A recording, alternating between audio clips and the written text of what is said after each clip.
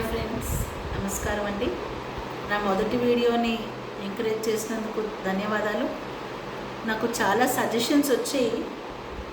రాను రాను ఇంప్రూవ్ అవుతాను తప్పకుండా. అంటే యాంగిల్ అవనివ్వండి, వీడియో టోన్ అవనివ్వండి, కొంచెం వీడియో బై వీడియో ఇంప్రూవైజ్ చేసుకునే ప్రయత్నం చేస్తాను.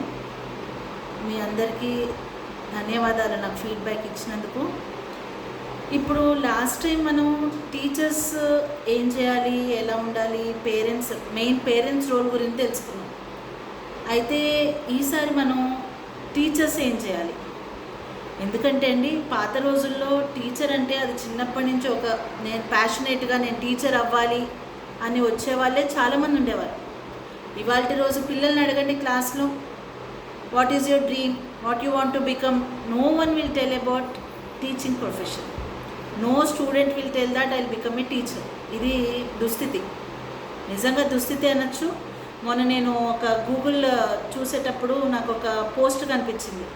యునెస్కో వాళ్ళు వరల్డ్ మొత్తంలో 2030 తర్వాత టీచర్స్ కొరత ఏర్పడుతుందని చెప్పారు. అందుకే నేను 2 ఏళ్ల క్రితం నుంచే సేవ్ టీచర్స్ అనే ఉద్యమాన్ని స్టార్ట్ చేశాను, కానీ అంత పెద్ద సపోర్ట్ దొరకలేదు. టీచర్స్ ఎందుకు కనుమరుగవుతున్నారు? మంచి టీచర్లు అంటే దానికి 2 రీజన్స్ చెప్పొచ్చండి. అంటే పేరెంట్స్ నుంచి వాళ్ళకి సపోర్ట్ లేకపోవడం ఒకటి అవ్వచ్చు, మేనేజ్మెంట్ నుంచి కూడా అనుకోవచ్చండి. ఎందుకంటే మేనేజ్మెంట్ ఎప్పుడు కూడా కస్టమర్ ఈజ్ కింగ్ అండి. ఏ బిజినెస్లో అయినా, ఈవెన్ స్కూల్లో కూడా కస్టమర్ అంటే ఎవరు? పేరెంట్. కాబట్టి ఇంట్రెస్ట్ చూపించట్లేదో తెలియట్లేదు, కానీ టీచర్స్ కొరత అయితే ఉంది. సో దాన్ని ఎలా అధిగమించాలి అంటే ట్రైనింగ్స్, టీచర్స్కి ట్రైనింగ్స్ ఇవ్వడం. బాండ్ టీచర్స్ అయితే లేరండి, ప్యాషనేట్గా రావడం కూడా తగ్గిపోయింది. సో ఉన్న వాళ్ళతోటే మనం వాళ్ళకి ట్రైనింగ్స్ ఇచ్చుకుంటూ, వాళ్ళకి మోటివేట్ చేసుకుంటూ, మన వైపు తిప్పుకుని చేసుకోవడమే. అయితే టీచర్స్ ఏం చేస్తున్నారు అన్న దాని మీద ఇవాళ మాట్లాడుకుందాం. టీచర్స్కి ఇది ఎస్పెషల్లీ. ఎందుకంటే ఒక క్లాస్లో 30 స్టూడెంట్స్ ఉంటారు. 30 స్టూడెంట్స్ ఒకలాగే ఉంటారా? వాళ్ళతో ఒకలాగే వ్యవహరిస్తే సరిపోతుందా అంటే కాదు. 30 మెంబర్స్ 30 మెంటాలిటీస్ అండి, ఒకే మెంటాలిటీ అయితే ఉండదు. So first thing is bonding with the child is very important. దానికి నేనే ఒక పెద్ద సాక్ష్యం. ఏంటంటే నాకు స్కూల్లో సోషల్ టీచర్కి నాకు ఎప్పుడో టీచర్ చాలా స్ట్రిక్ట్. ఆన్సర్స్ రాసిన పర్ఫెక్ట్గా ఉంటేనే మార్క్స్ ఇచ్చేవారు. దాంతో నేను సోషల్ చదవడం మానేసాను. ఆ ఏజ్లో తెలియదు కదండి. టీచర్ మీద కోపంతో సోషల్ చదవలేదు.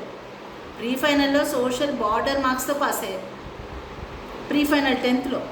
ఇదే ఎగ్జాంపుల్ నేను నా స్టూడెంట్స్కి చెప్తాను, ఈవెన్ నా టీచర్స్కి చెప్తాను. ఏంటి, ఖచ్చితంగా పిల్లాడు మీ పట్ల ఇష్టమై ఉంటే కనుక ఖచ్చితంగా మీ సబ్జెక్ట్ చదువుతాడు.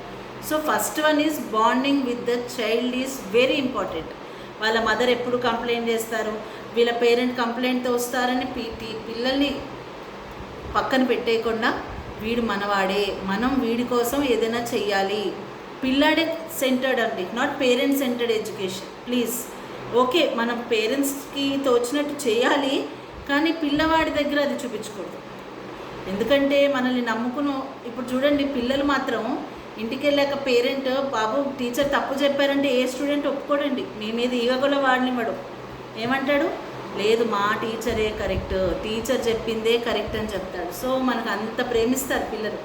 కాబట్టి వాళ్ళతో బాండింగ్ ఏర్పరచుకుంటే వాళ్ళకి చదువు నేర్పడం చాలా సులువు. సో టీచర్స్ ఫస్ట్ బాండింగ్ ఏర్పరచుకోండి. Systematic planning compulsory. నేను రేపు ఏమి చెప్పాలి అన్నది మీకు ముందు రోజే ఎలా చెప్పాలి.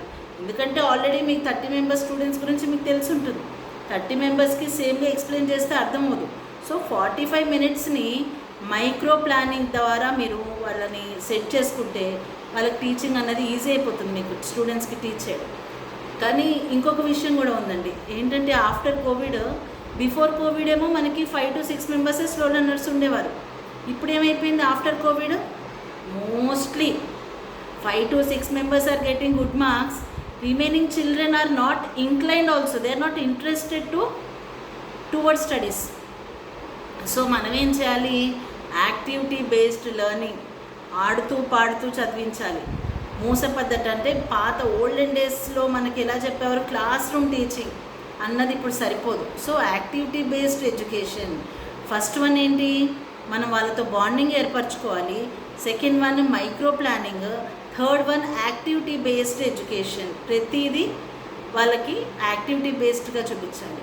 ప్లస్ కాంటెంపరీ వరల్డ్ తోటి వాళ్ళకి రిలేట్ చేస్తూ లెసన్స్ చెప్పాలి. అప్పుడు వాళ్ళకి మన మీద మంచి ప్రేమ అనుకోండి, రెస్పెక్ట్ అనుకోండి కలిగి మన సబ్జెక్ట్ని ఇష్టపడతారు. ఇష్టపడితే చదవడం ఈజీ, కష్టంగా చదవడం కష్టం, కానీ ఇష్టంగా చదవడం చాలా ఈజీ. కాబట్టి టీచర్స్ ఇవన్నీ ఫాలో అవుతారు, పిల్లల్ని మంచి మార్గంలో పెడతారని ఆశిస్తూ ప్లీజ్ నా ఛానల్ని సబ్స్క్రైబ్ చేయండి, లైక్ చేయండి, మీ అభిప్రాయాల్ని కమెంట్స్ రూపంలో తెలపండి. Thank you very much.